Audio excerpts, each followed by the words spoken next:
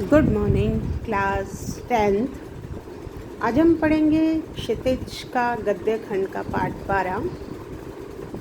पाठ का नाम है लखनवी अंदाज। देखा बच्चों, जिसका नाम ही इतना इंटरेस्टिंग है तो बताओ वो पाठ कितना इंटरेस्टिंग होगा। बड़ा ही सुंदर पाठ है ये, व्यंग्य से ओतप्रोत लखनवी अंदाज। देखो इसकी स्क्रीन पर जो पिक्चर दिखाई दे रही है खीरे, तो ये पूरा जो पाठ है खीरों पर ही है। खीरे जो आप खाते हो उस पर है ये पूरा पाठ, जिसके लेखक हैं यशपाल जी। ये हैं हमारे लेखक यशपाल जी, जिन्होंने ज्ञान, दान, तर्क का तूफान, पिंजरे की उड़ान आदि कई कहानी संग्रह लिखे। यूँ तो यशपाल जी ने लखनवी अंदाज व्यंग्य ये साबित करने के लिए लिखा था कि बिना कथ्य के कहानी नहीं लिखी जा सकती, परंतु एक स्वतंत्र रचना के रूप में इस रचना को पढ़ा जा सकता है। यशपाल उस पतनशील सामंती वर्ग पर कटाक्ष करते हैं जो वास्तविकता से बेखबर एक बनावटी जीवन शैली का आदी है। कहना न होगा कि आज के समय में ऐसी परजीवी संस्कृति को देखा जा सकता है।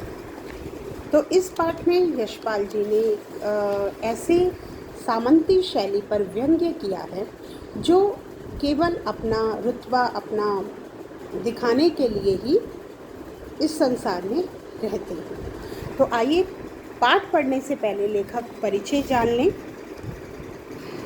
यशपाल जी, जिनका जन्म हुआ 1903 में पंजाब के फिरोजपुर छावनी में, प्रारंभिक शिक्षा इन्होंने कांगड़ा में ग्रहण की और बाद में लाहौर के नेशनल कॉलेज से इन्होंने बीए किया।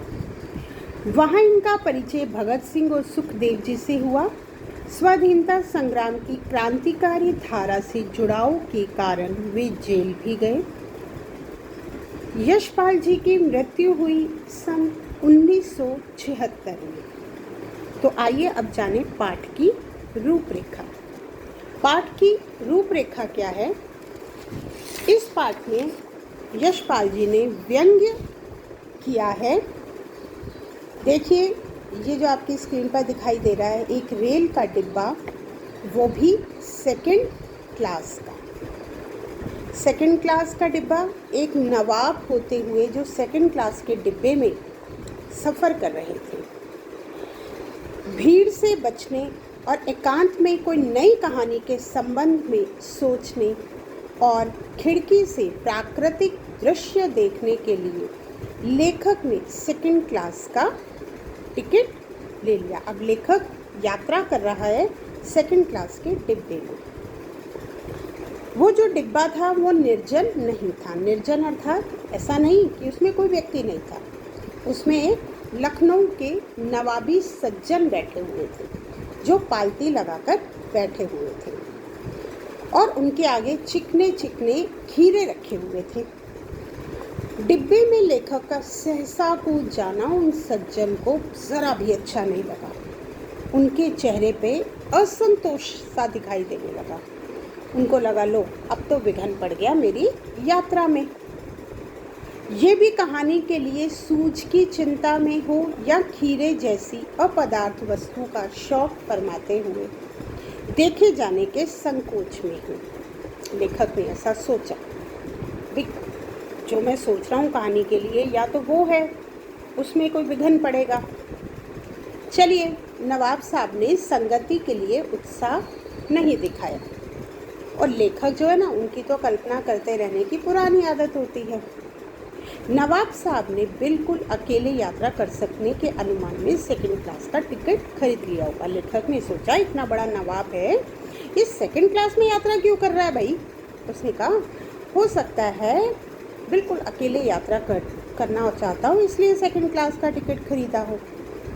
लेकिन अब इसके सामने वो खीरा कैसे खाए? तो नवाब साहब ने उनको कहा, आधा वर्ष है, खीरे का शौक फरमाइएगा।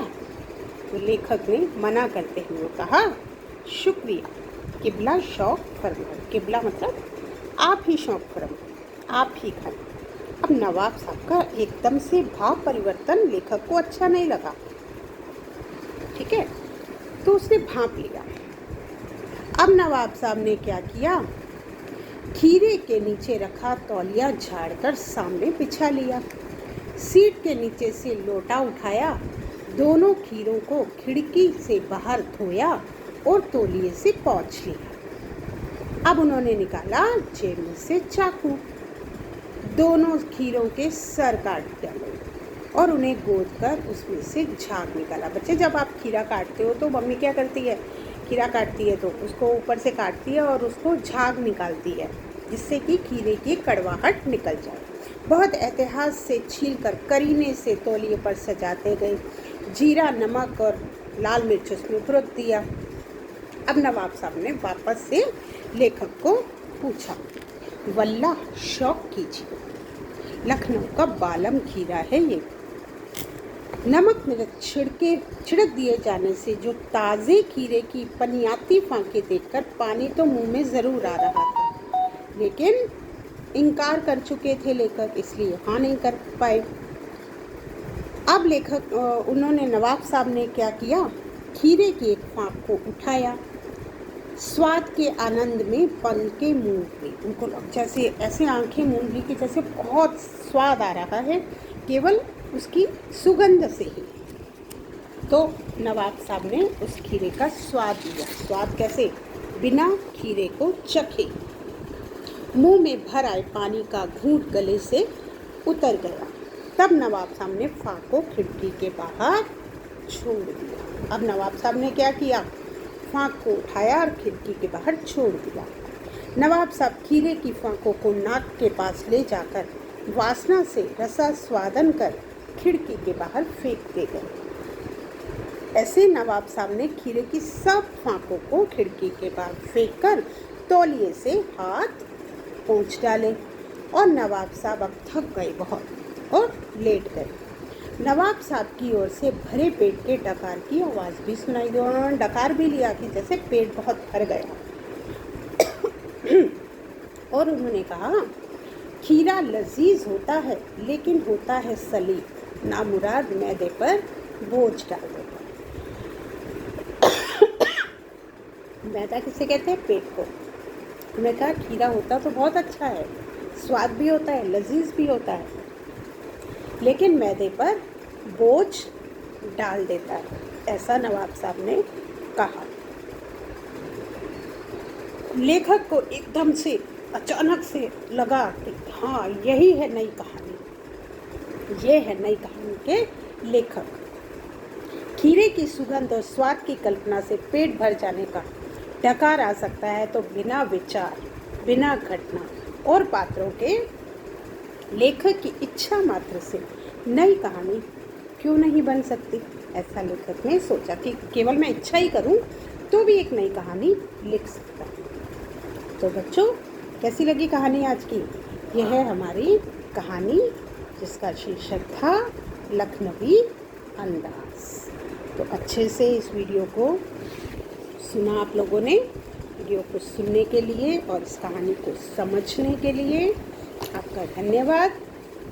और इस कहानी के इस पार्ट के जो बुक के क्वेश्चन आंसर हैं वो आप इस बार आप अपने आप करेंगे, और बाकी जो भी एक्स्ट्रा अतिरिक्त प्रश्न होंगे वो मैं आपको भेज दूँगी। ठीक है, चलिए, ओके, धन्यवाद।